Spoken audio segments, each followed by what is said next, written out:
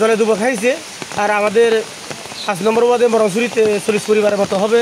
আর বড়ভাড়া আমাদের এটা হলো 4 নম্বর ওয়ার্ড বড়ভাড়া, প্রায় 60 পরিবারের মতো হবে, জলে ডুবে গেছে। প্রায় জমি থেকে ঘর বাড়িগুলো বসবাসের অযোগ্য হয়ে পড়েছে এখন বর্তমানে।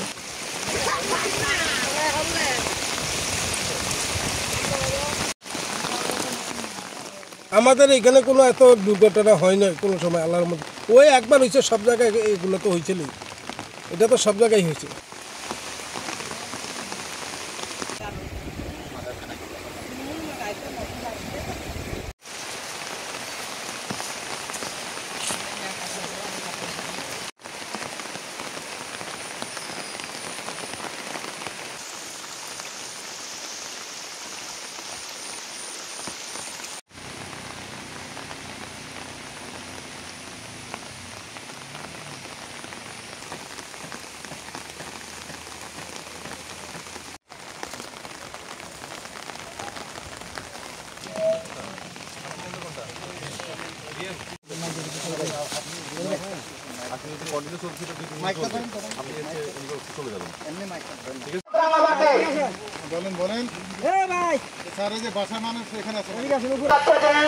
ভারী বর্ষণের ফলে পাহাড় ধসের আশঙ্কা রয়েছে।